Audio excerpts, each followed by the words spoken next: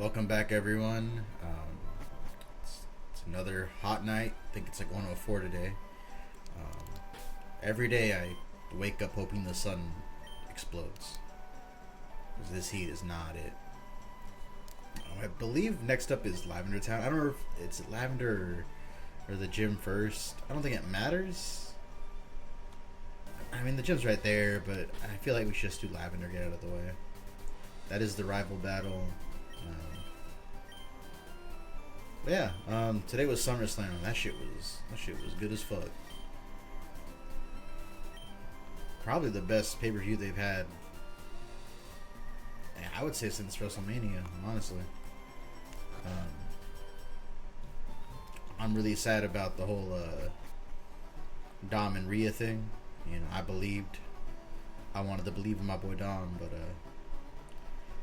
now I guess I gotta watch Live, which I'm not a fan of. So, thanks a lot, Dom. Let me down on two different occasions there. Match was cool. Kind of went a little long. I'm not really a fan of Live. I don't know. It doesn't click with me. Rhea was great. I like the whole slamming herself from the table to fix her shoulder thing. That was cool. But it went a little too long for me. But it did the job. Just really devastated over the whole Dom shit. Everything else is cool. Like okay, let's think here. I think Gunner's a fine way to lead off. The Sammy Braun match, I feel like that was pretty much the right way to go. It was short, but the right man won.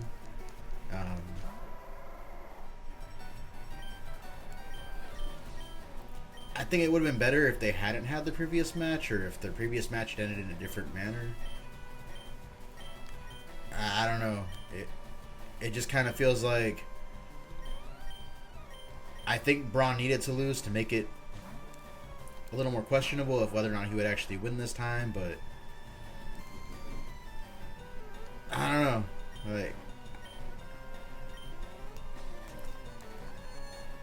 I think it was the right move, but there was a part of me that was hoping it was a little more dominant. Like, even if it was just Braun hitting Sammy with like one spear in the opening like 30 seconds, I kind of think that might have been the way to go. But the match was cool. I don't know.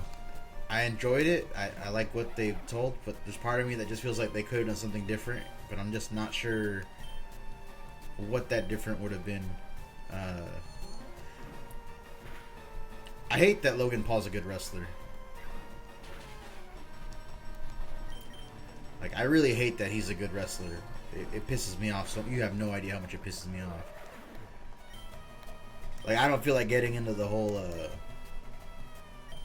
Olympic tweets that Logan did, because, like, fuck him. He's shit. I mean, we've known he's a shit human for the longest time. But man, that fucker can wrestle, and it pisses me off so bad. I really enjoyed the match with him and LA Knight. It feels like this is long overdue for LA Knight. But man, I fucking hate Logan Paul, like, as a person, you know?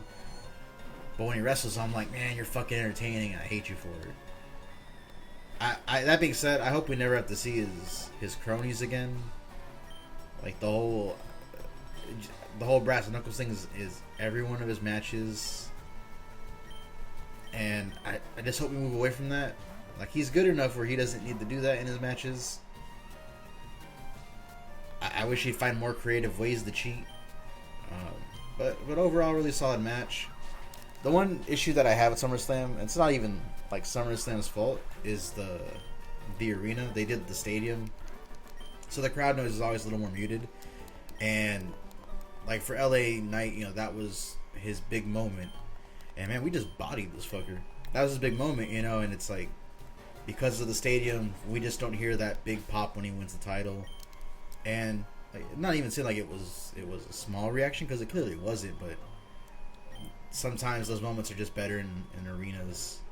But you know, I get it. SummerSlam's one of the big ones, so we gotta put it inside an arena. Oh, I thought you battled me.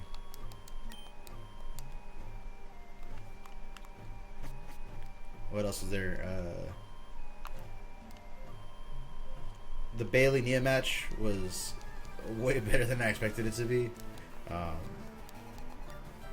I was the biggest Nia hater years back, but since coming back, I don't know, she's just become really good. Like, she's got a great character. Her ring presence has improved.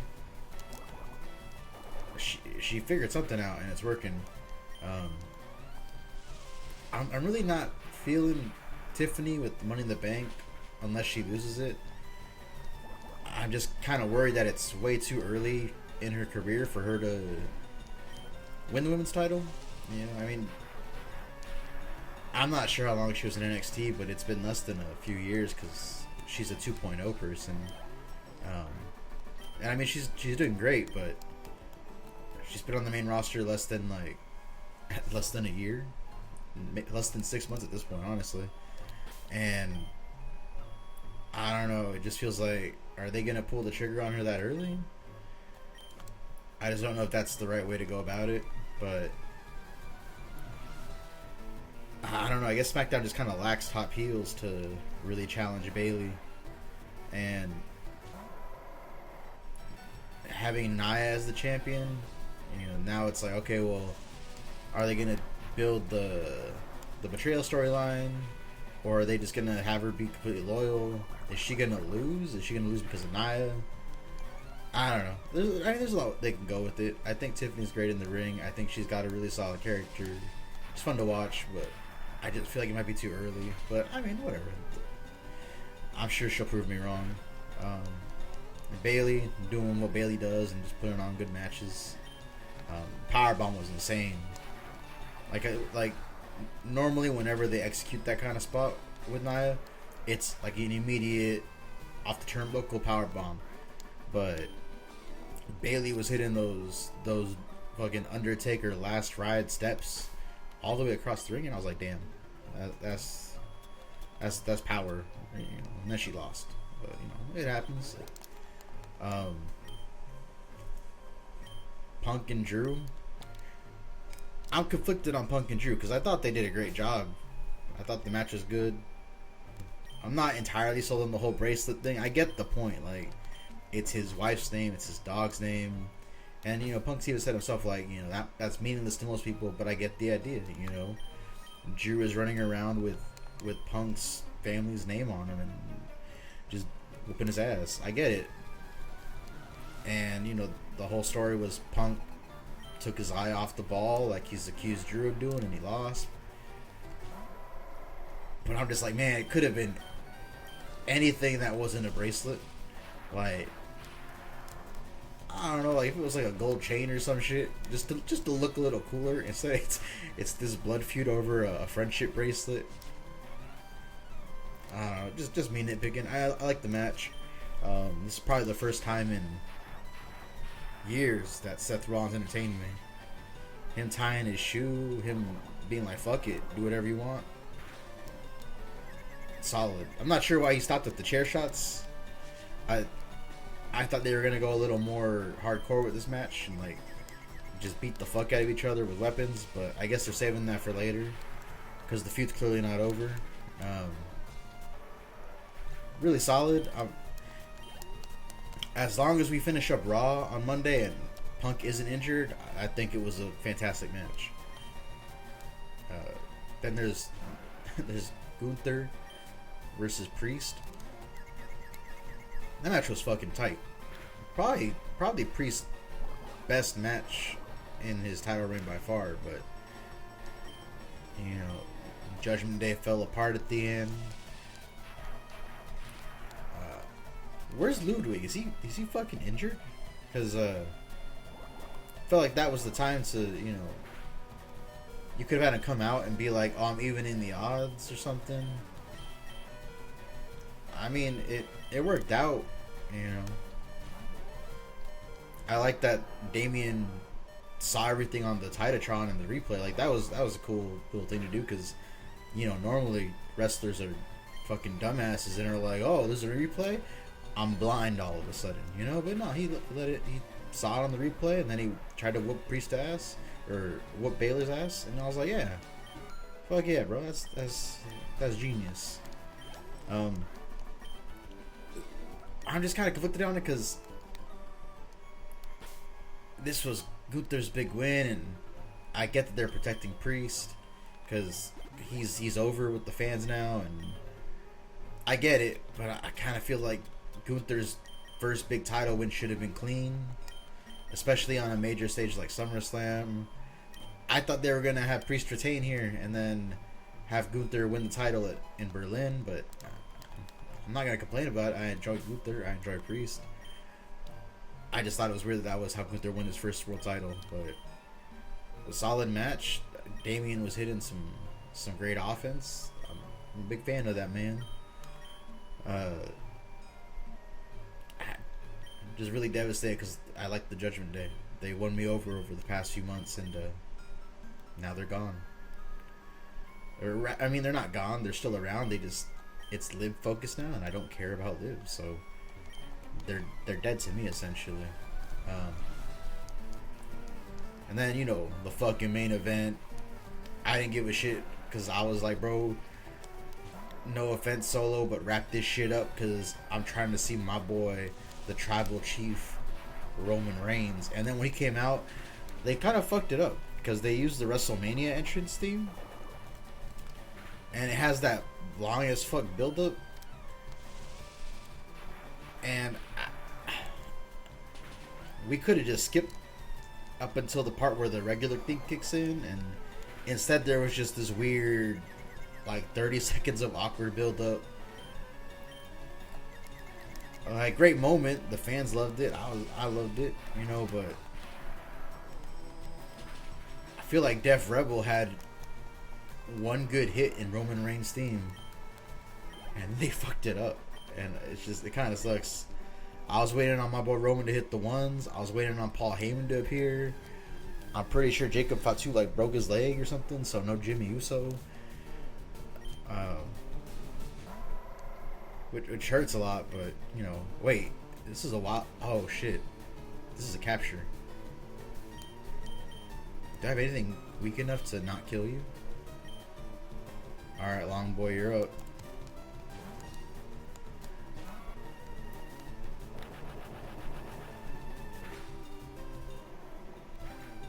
Alright, no capture for Lavender, I guess. That was fucking disappointing. I don't know, I feel like I don't think it was a bad match, but I also feel like the audience had no reason to care because it was like, yeah, we're all just waiting for Roman. And I don't think they made it believable that Solo would win. Like, he's improving a lot, and he's come a long way, but I don't know, he's not there yet. And even though Jacob Fatu's only been around for like a month, I believe that fucker. That motherfucker is like if Umaga had like 10 times the speed. Like, that dude's believable as fuck, and I get that Solo is, you need to have Solo in this role, but man, I just feel like Jacob Fatu is way more believable in that role, and I don't know how you get Solo out of that role without damaging him. Because if you revert Solo to being Roman's enforcer, you killed his character. You killed his aura. But when you got Jacob Fatu out there doing all that crazy shit, it's hard to buy Solo as the main threat, as like the big boss. I don't know, I like Solo, but there was just never really a point in that match where I thought like, yeah, they're going with Solo. Solo's gonna win the title here. It just felt like, yeah, let's get to the ending so we can see Roman again. And then that fucking pop for when Roman hit the ooh-ah. God damn, bro, that shit was crazy.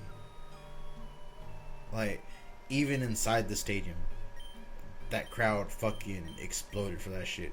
Where was the decibel beater tonight? Like, we've had that for the past, like, 3 pay-per-views.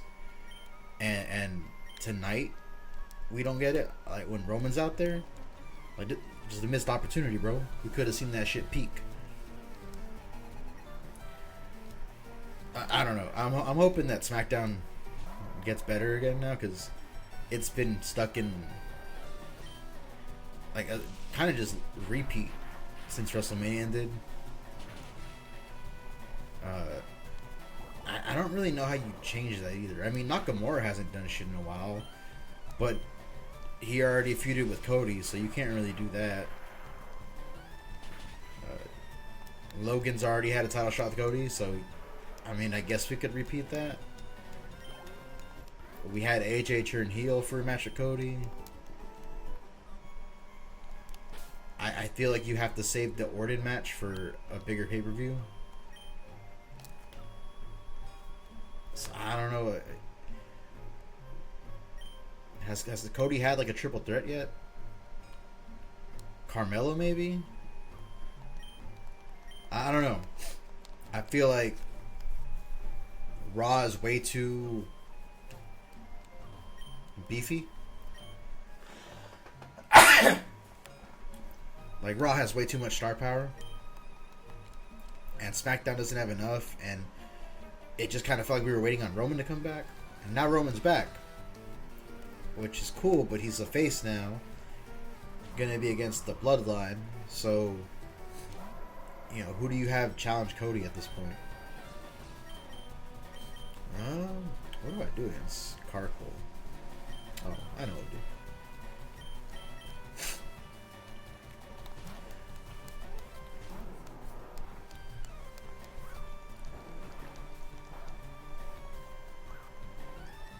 But I mean, Roman coming back. I'm assuming Jimmy Uso's coming back at some point, and I don't know how they're gonna get Jay and Sammy back into the mix. But like, SmackDown should finally start getting interesting again. Raw's gonna be interesting just because they no longer have the Judgment Day to fall back on as the go-to match for with someone.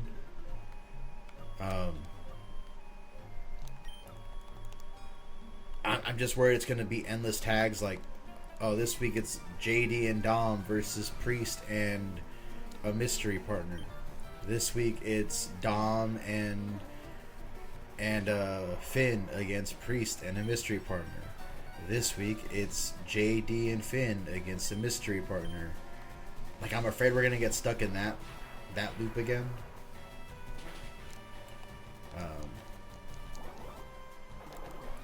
And then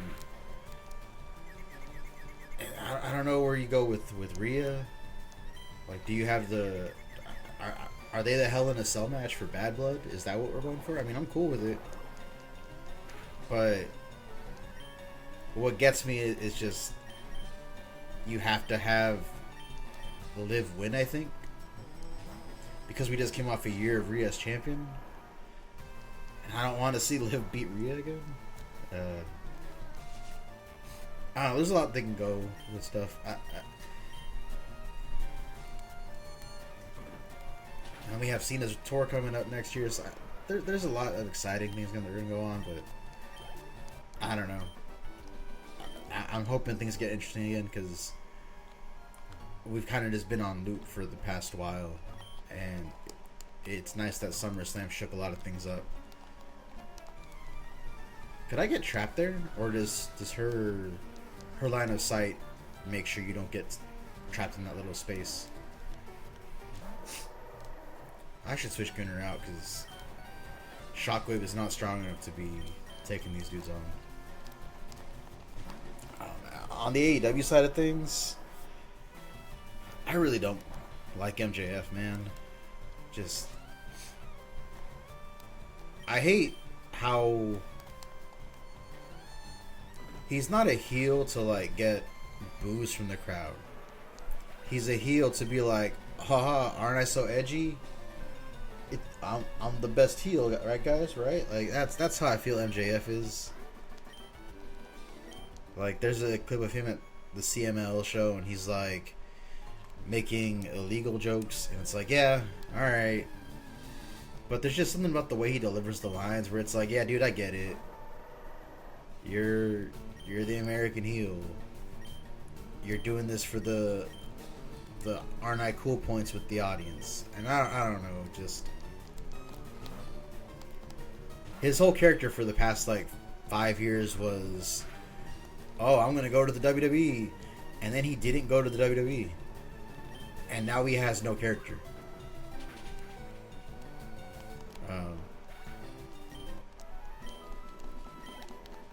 Britt and Sasha, or Britt and Mercedes is interesting, I guess.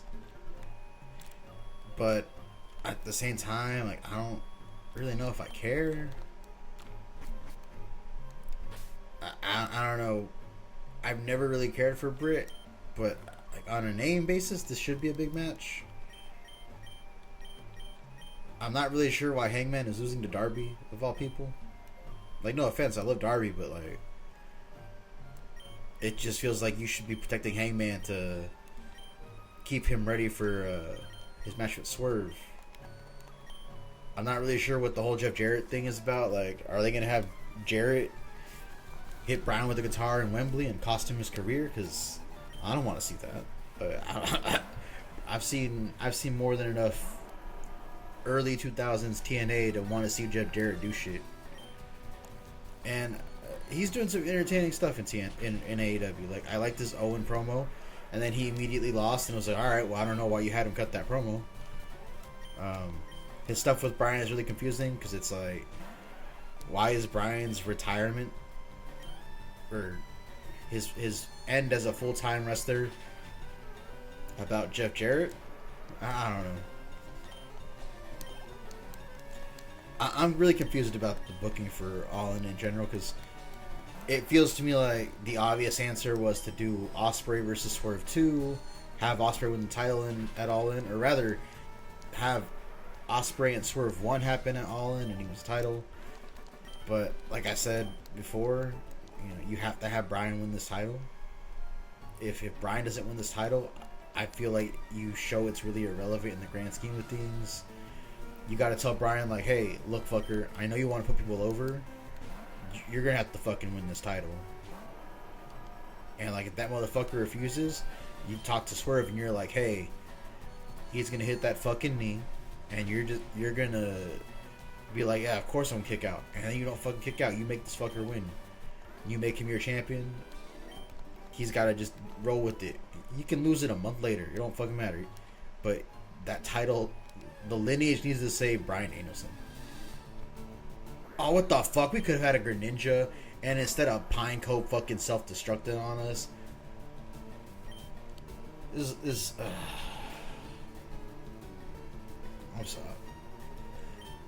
I'm so hurt. I'm so fucking hurt right now.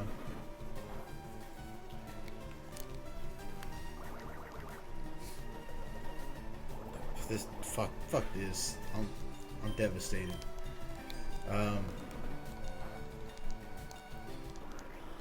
The Tony Mariah stuff is cool to an extent. Like, I like the first part where Mariah betrayed Tony and just bloodied her up. Like, that was tight. I'm not really sure how I feel about Tony going crazy, and like, it's cool that the gimmick evolved, but I'm not sure I like what it evolved into. Maybe if it had changed and she was like a 90s actress now, that would have been interesting. Instead, it's like, I don't even know what it is. She does the fucking Ultimate Warrior chest beating. That's cool, I guess. The match should be cool. I'm just not sure if they're doing the best following up the start of that feud. Like, from a wrestling standpoint, I know the show's gonna be good, but I don't know. There's issues I have with the builds, and That's not to say I don't have issues with the build in WWE, because like SmackDown was pretty much the same thing for the past like month and a half now. You know, just some variation of Owens and Orton and Rhodes versus some variation of the Bloodline, and then the Bloodline interferes. All right. What's the ghost? Imagine being afraid of this fuck. Level 30. That's pretty crazy.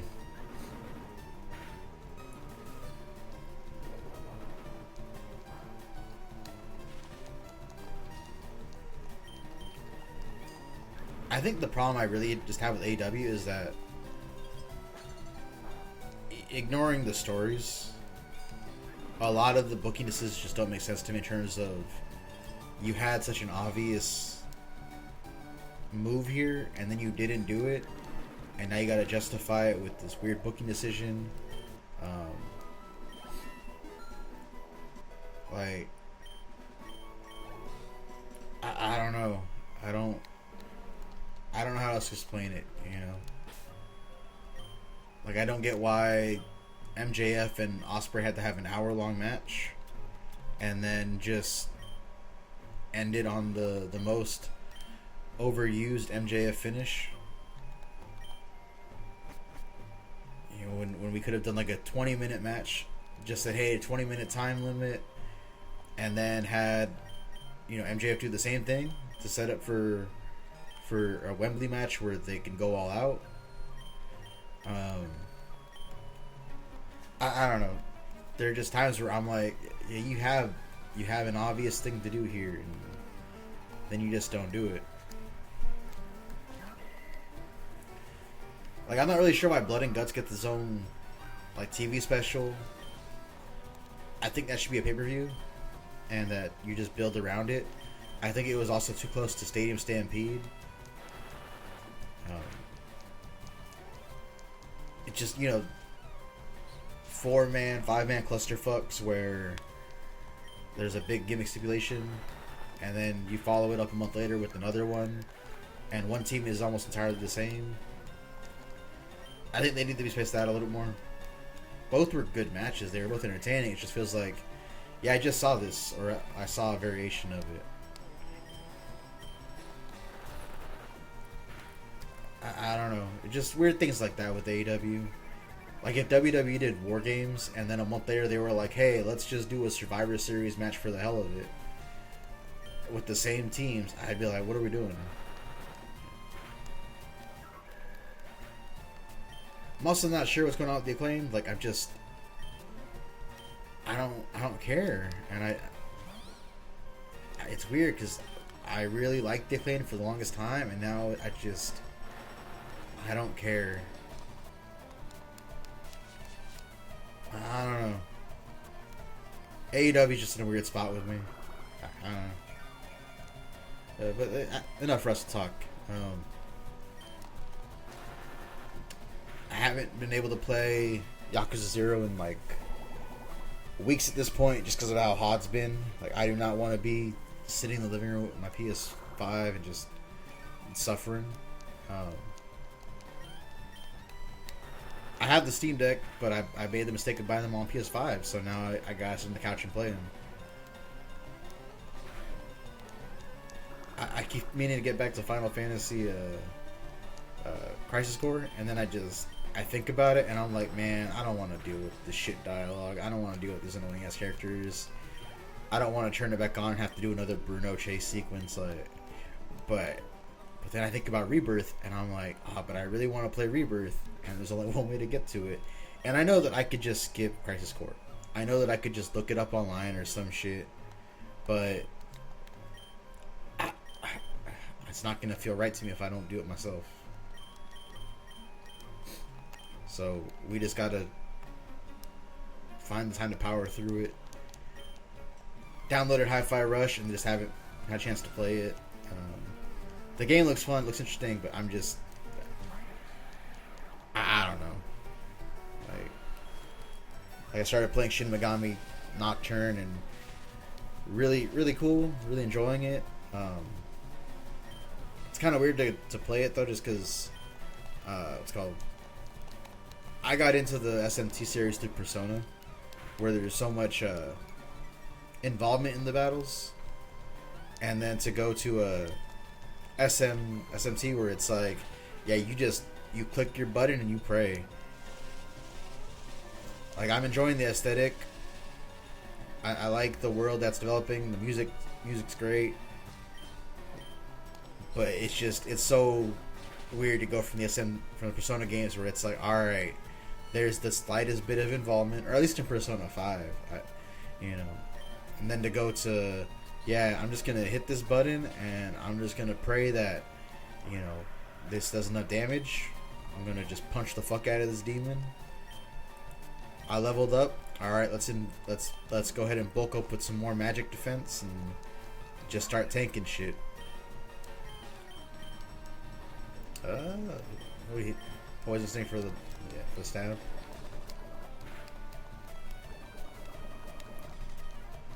It's funny to me how like what's the word I'm like how depressing Nocturne is. I just got to the part where you go to the Underground Mall and you meet your friend, and I don't know how much time has passed in between the world ending and you reuniting with her. Like, I don't know if this is all happening the same day. I don't know if it's been weeks, because we leave the hospital and then we're on foot, and then we have to walk all the way to Shibuya. So it's like, how much time passes between the trip to the hospital and Shibuya? Like, did we take a train or something in the story? Because the world's ended, It's like, was it days? Was it poison doesn't kill you, bro? You're grass. What? Why do you have it? Why are you not? Whatever. Poison. Yeah, but then like you see your homie and then she's just like, "Is that you?" I should be excited, but man, this shit sucks. And that's understandable. Like, the world ended. Tokyo was like now in a sphere. I get it. Like, that shit sucks. If that were to happen to me, I'd be like, damn, this shit sucks. I'm not excited about anything. So I get where she's coming from, but it's also like, could be a little more excited to see us, like, we're homies, we survived the end of the world, But I don't know, maybe she's been there for weeks. Maybe a bunch of time passed between us being in the hospital and us leaving the hospital. Why are you not? Is Ghost immune to poison and bug or something? But yeah, the game's fun. I'm enjoying it. Right now the party is whatever the evolved form of Pixie is. I don't remember, like High Pixie, I think. That weird origami looking ghost, and then that little green fucker with the spirals on his face. I don't remember their names. Outside of High Pixie, just because she's kind of the first one we meet. Oh no, I did a fusion. Now I got Jack Frost because that boy's cool. My little hee-ho over there. Game's really cool. I've always wanted to get into the SMT games because the aesthetic is cool, the music's great. I tried playing Strange Journey on the DS, and the dungeon crawling aspect is just really hard for me to get into. Like, it's a cool idea, cool concept, but I don't know.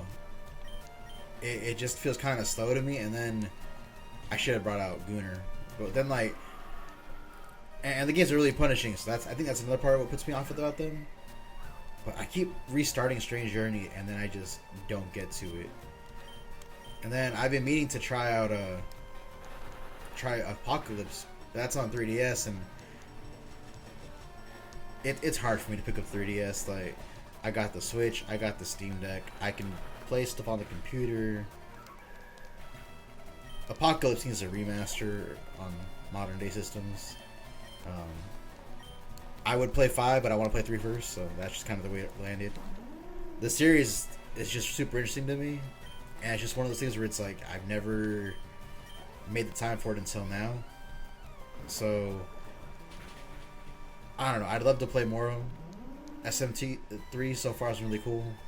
I'm a big Persona fan, so yeah, I just feel like I have to play these. But you know, we'll see how much I can muster playing 3DS in the modern day when I'm so used to, you know, the Steam Deck and the Switch. And it's not even like the 3DS is bad or anything. I love 3DS, but just holding this is like so awkward. Like I had issues with the way the 3DS was in the past, just because it's so thin, and to hold it, I don't know. It was never comfortable for me. I found that I was usually laying down and playing it, versus like sitting down or anything. Or like I'd have like a pillow on my lap so I could have like a base when I played the 3DS. And it's obviously not a heavy system or anything. It's just, I don't know. It's super flat, and that was uncomfortable for me. I don't think I had the same issue with the SP, but maybe that's just because I was younger and had smaller hands at the time. I feel like the Game Boy Color, that was the perfect amount of thickness where I could hold that and it didn't feel uncomfortable. Like it had enough like room for my hands to exist. And I don't feel like I have that with the 3DS, which is like the biggest reason I don't want to go back to games with 3DS. Which sucks. There's a lot of games that are locked on there that I need to play or finish. Like I was playing Ace Attorney Dual Destinies at this point, I guess over the pandemic, so 4 years now. And I love Ace Attorney, one of my favorite series. I never got around to playing the Ace Attorney Investigations games. I made it to like the very last case of Dual Destinies, and then I just stopped. And it wasn't like I got bored or anything. It's just I put it down because I had other shit to do, and I just never got back around to it. And when I think about playing now, I'm just like, man, I really want to do this, but it's on the 3DS, and that it kills a lot for me. I'm just like, man, I don't know if I feel like doing this, and it's holding back from a lot of great games. So maybe I just gotta get over it.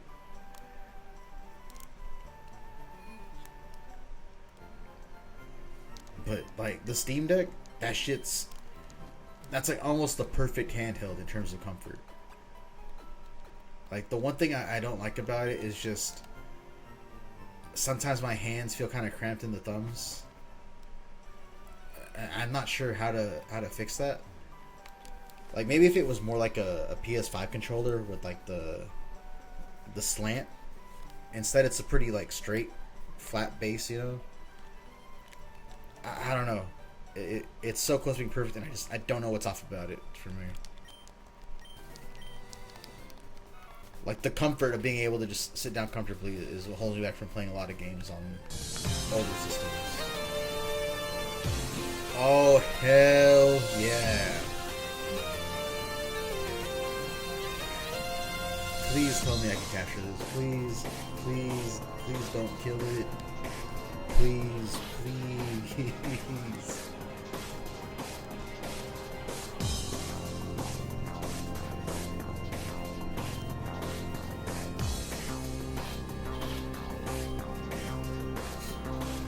Alright, long going. Alright. Oh. Okay, takedown's pretty scary just because this fucker's gonna KO itself. Don't do that, long boy. Shit. Okay, we're gonna switch out. And then we're just gonna have to start bringing the rest of the stuff. Stop doing that.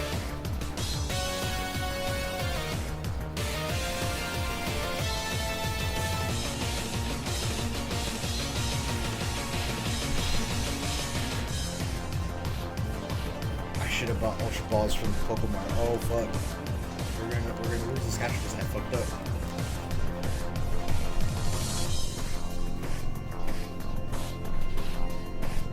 Alright, we're Gucci. We're Gucci, Mudstill. You can take that. I believe you. Oh my god, I can't believe I didn't buy Ultra Balls. I didn't think about this. Our chances go down with each ball, bro.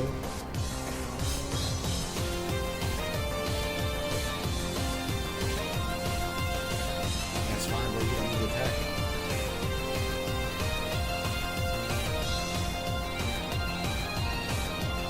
Okay, I'm gonna start with Pokeballs. Just pray. Just pray.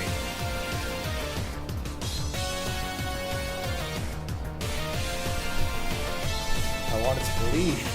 I wanted to believe.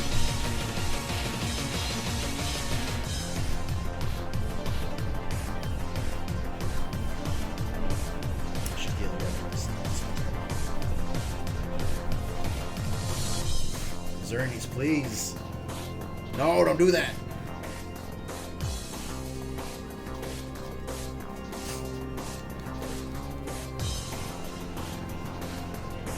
Okay, let's heal you up first.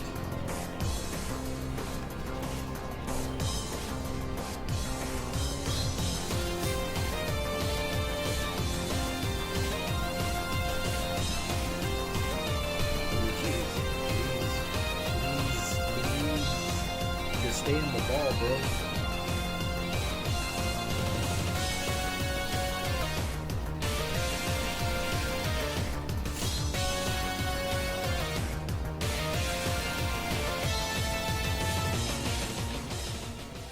Yes, yes, fuck yes, fuck yes, fuck yeah.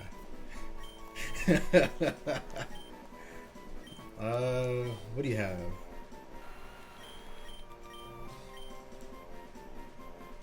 Confusion? I don't want to get confused. Fuck that. Alright.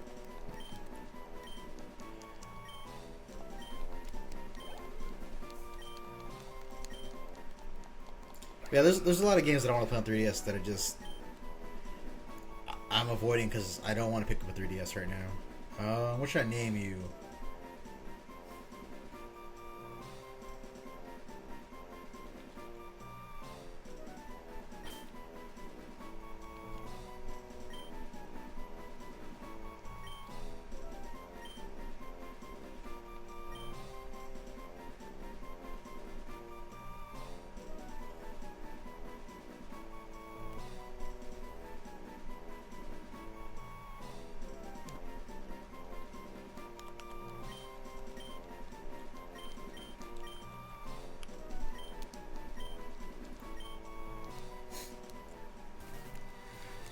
Alright, let's get the fuck out of here.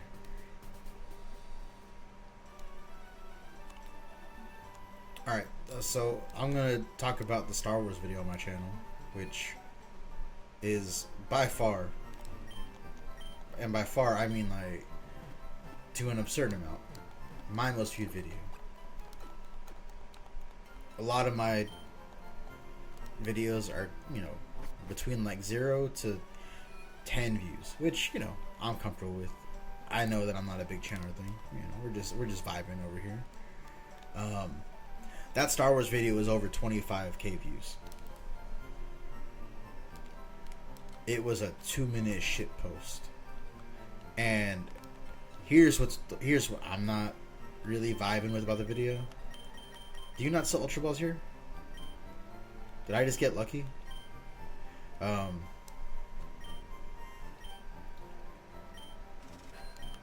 I'm getting a lot of weird comments in that video. Like a lot of, you know, chud type comments, and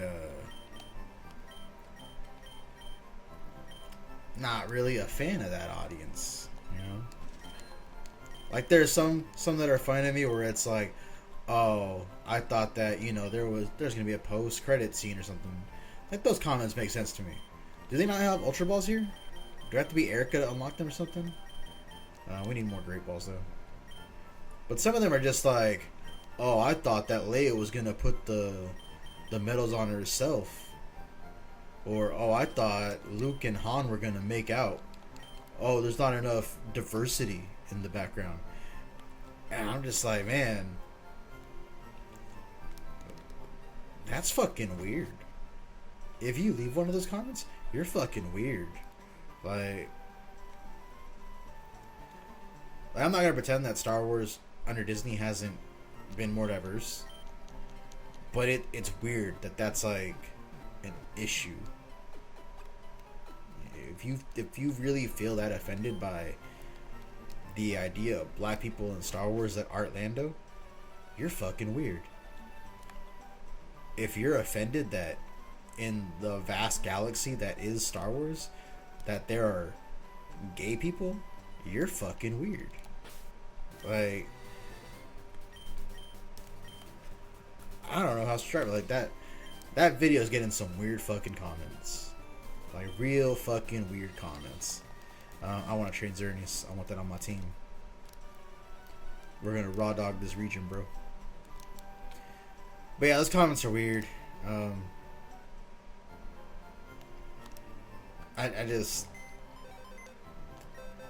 keeping the video up because I thought it was funny. You know, I mean, I fucking made it, but I need better type coverage, so I should probably do Quilava.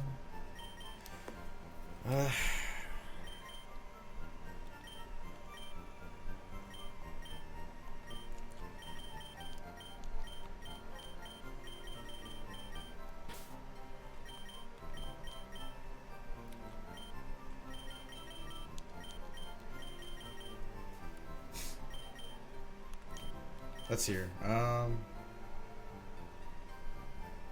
Poison ground. Okay, let's swap out Nidoking for Optimus. Just because that's poison bug, which you don't really have. I know we have Scizor, but I feel like Scizor shouldn't be on the team because I have Metagross. But I love Scizor.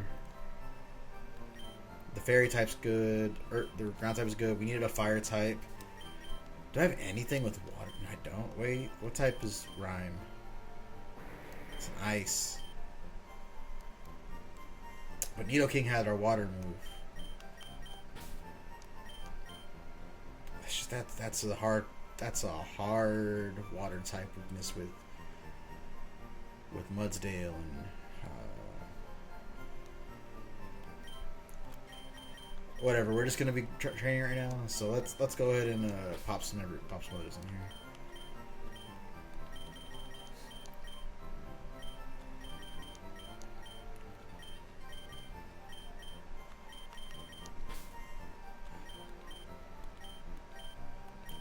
Yeah, so we'll just train everyone. Okay. But yeah, those comments are weird. I'm leaving the video because I like the video. I think it's funny. I just think there's a certain part of the Star Wars fan base that I was not anticipating when I posted that video.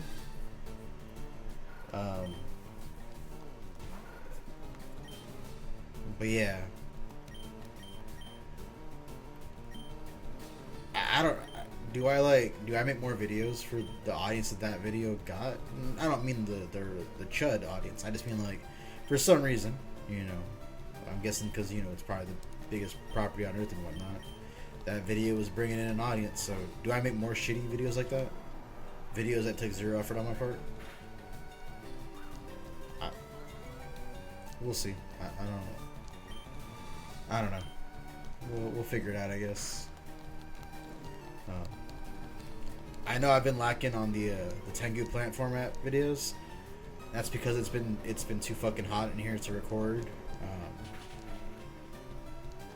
I really want to get that done with. It's just my office is not livable during the day, and when I get home, I'm like, nah, it's time to go to sleep. It's time to not be awake. I don't think I should train there because Quilava's there, and I want to train Quilava. So, but Xerneas is the other one, and I don't know if.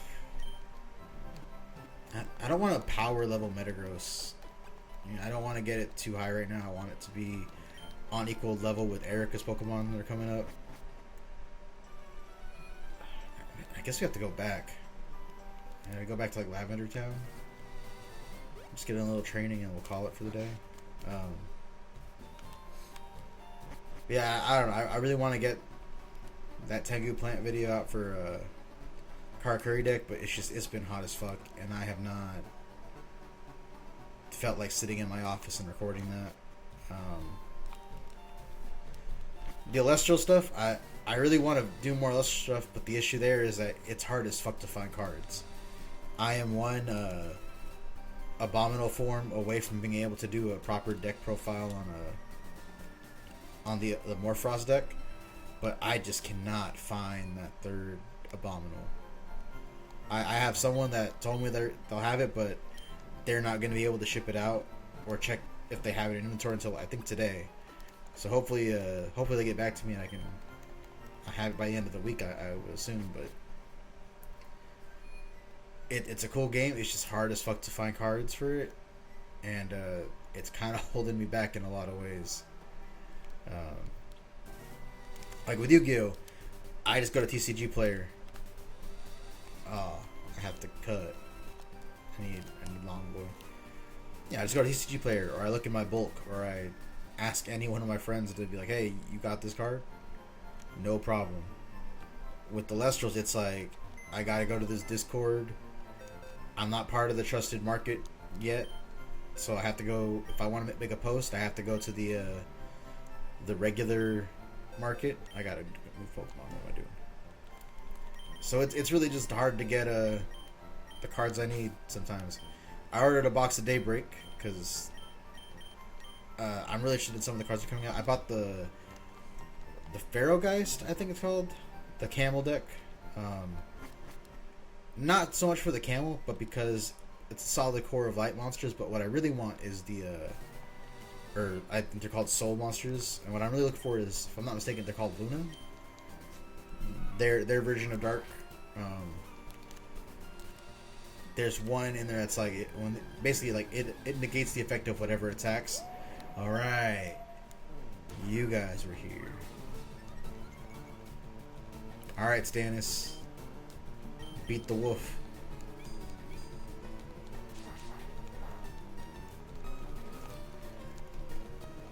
Yeah, I don't know. I'm hoping it can. Oh, that did not do what I wanted to do.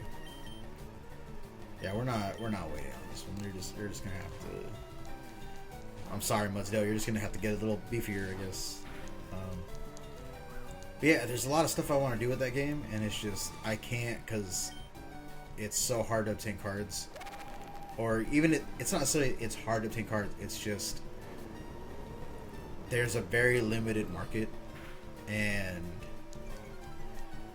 I'm kind of just at the mercy of it. They actually did their first ban list, which I think is effective tomorrow, October 5th, if I'm not mistaken, where they're banning like a hand rip card, which is really good because that card, the Thunder deck was just really fast in general, but that card gave an insane advantage because you were taking away your opponent's resources at a speed that nothing else could, and it was something you could do every turn. And the rest of the game isn't at the power level where it could manage that. So I feel like that card could come back at some point in the game, but right now it's just too strong.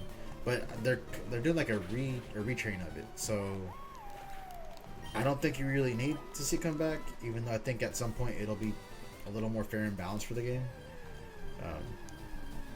Overall, like I like the decision to ban it. I don't think there's anything else in the game that needs banning, but like we'll see once we get this new set and see what the game is like after the Spark bit ban.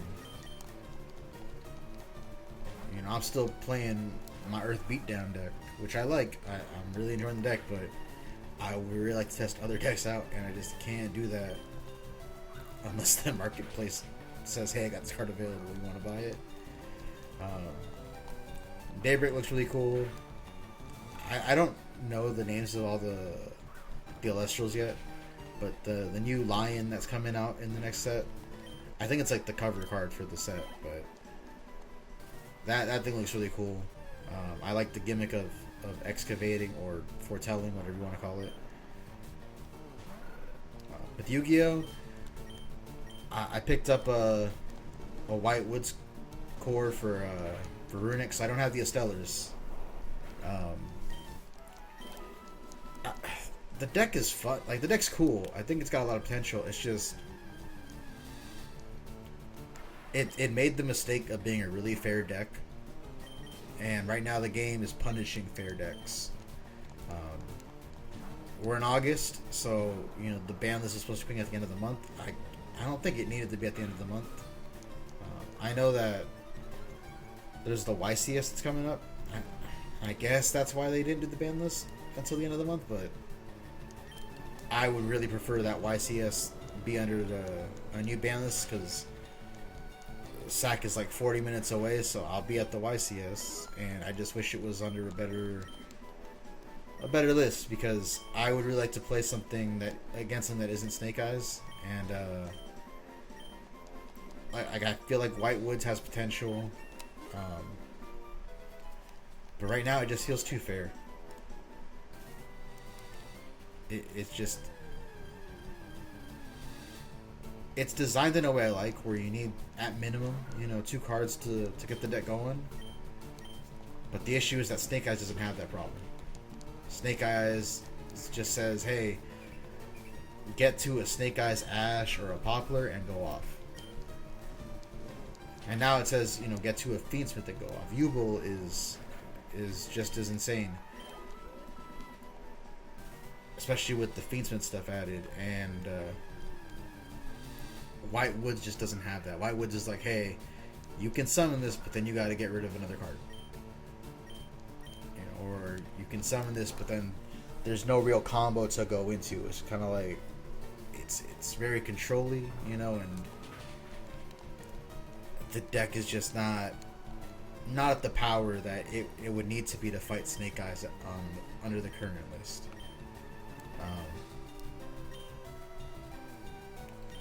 So I'm really hoping this next list just slaughters so many decks and just helps, but I don't think it's gonna happen that way. I really wish the list would drop in like this week or next week or something, just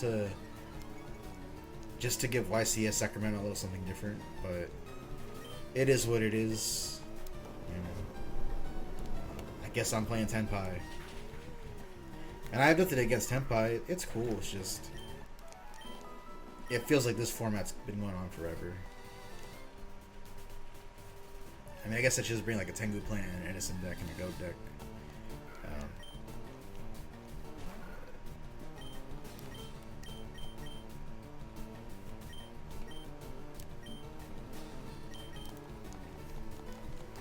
I don't know. The game, I feel like I've said this every week, but the game is just stuck in this really shitty power creep status where every set just brings out something stupid. Rage of the Abyss looks really solid. Like, everything in there looks good.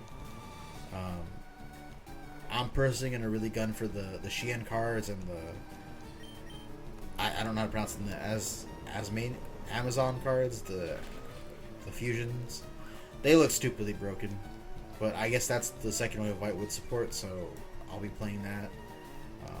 The 6 Sam deck just looks fun, and the new Shein sounds busted. But yeah, I don't know. The Yu-Gi-Oh is just in this weird spot, and I hope it gets fixed at some point. But I don't have high hopes for it. I think I'm gonna try to play One Piece sometime soon, and just do a little series where it's me getting into the game. And I'll start with the digital, so like the simulator, just because I don't want to invest money into the card game and then you'll find out that I don't like it, or just not be able to attend any tournaments, because I'm pretty sure there's locals that does One Piece around me, but I don't know what date it falls on, and there are some nights where I just can't because of other obligations. So I don't want to commit to buying these cards and then be like, oh, I can't even attend a local, you know?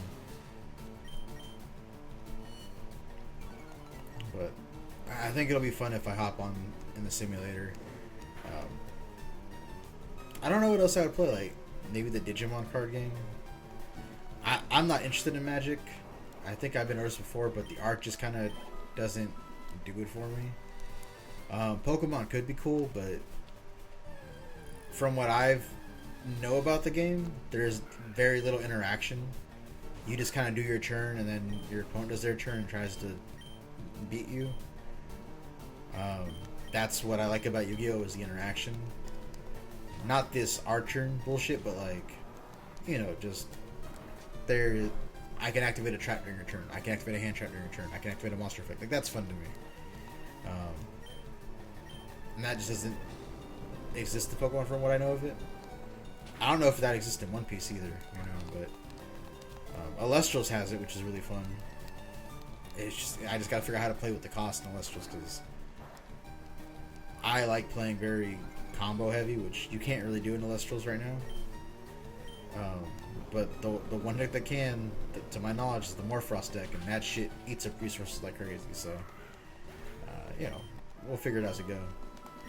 But I think it'd be cool to do like a little One Piece simulator series or a Pokemon series where it's just me getting into the games and going from there. Honestly, the biggest reason that I haven't done those before is just because it costs money. And Yu-Gi-Oh! Already takes up so much of my funds, and now Alestrals is in that too. If I jump into One Piece and Pokemon, like, they might as well just send my paycheck directly to TCG Player, you know?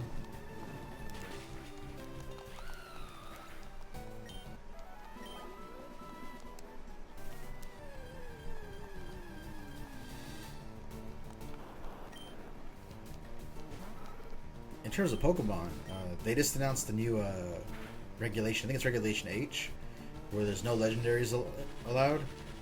And I really want to hop into that regulation. So I think I might be doing that maybe this week or next, because I love playing Pokemon. But what I just hate about the competitive scene is that you get like 11 Pokemon that become meta, and then especially in like the legendary formats, it just feels like nothing else matters. Like you play with those 11 or you don't play at all. And it always checks me out of the games. Like I like when it's the limited decks at the beginning of a game.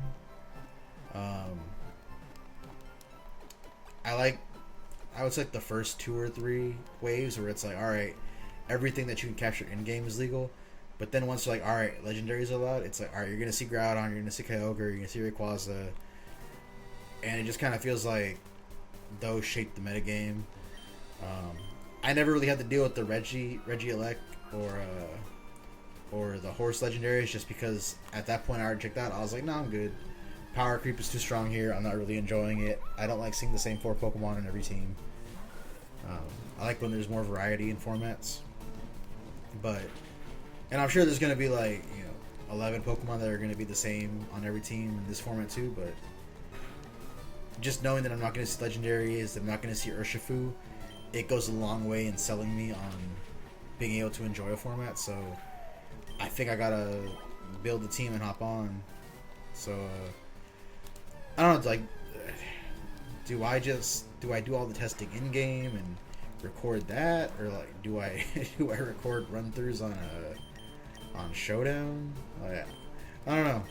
I guess we'll figure it out as we go, but I'll probably be doing that in the next week or two, just because it's the first time that Pokemon metagame has interested me in a good while. The only real issue is I gotta pick up Scarlet again, which I haven't felt the need to do since the DLC dropped. I don't know if I ever talked about how much that DLC pissed me off. I feel like I did, but it set up such a cool, interesting idea of like, hey, you have a rival who just hates you, who's jealous as fuck over you, and like now has the means to have power over you. And then it was nothing but a joke DLC where it's like, yeah, look at all the funny dances, and it just, it's whatever. But you know, VGC, let's hop into that. That'll be fun. Just gotta look at the teams to figure out what I want to run. I know that there's obviously like optimal lists, but sometimes I just want to be like, oh, can I run a Metagross team? All right, we're running Metagross. Let's build the best Metagross team possible. Let's build the best Charizard team possible. Let's build the best Scizor team or Tyranitar team possible. Like, I'm lucky in that, you know, Tyranitar tends to be good, but we'll see what happens in the next format. I feel like my default team is always like a Sandstorm team just because they're generally easy to build, because Tyranitar is Tyranitar, and then Tyranitar's best allies are usually just really solid in general, so I'll probably end up going with something like that, but you know, we'll see what I end up building in the next couple of days.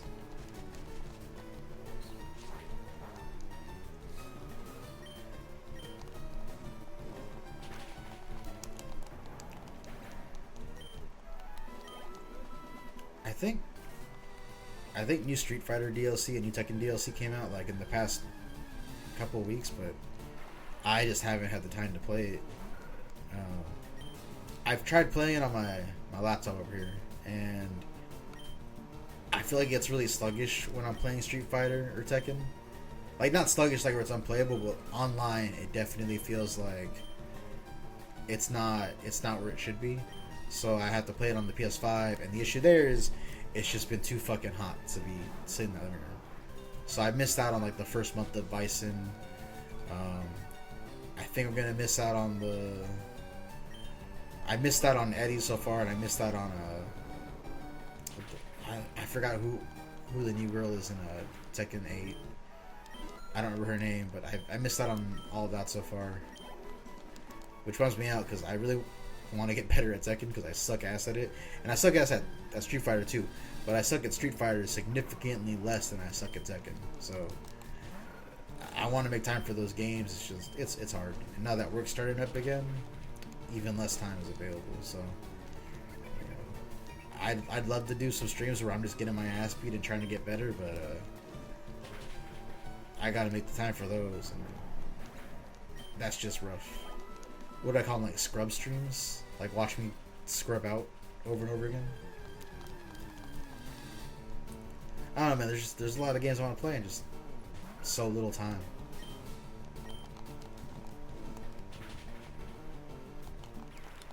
I think we're just gonna get Stannis here to level 28 and then call it a night.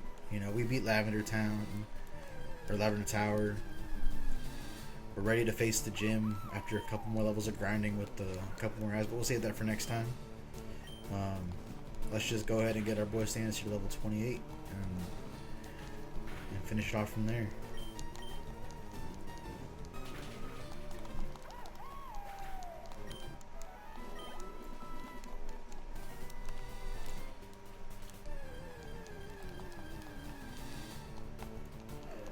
This was a really loaded patch of grass. Like these past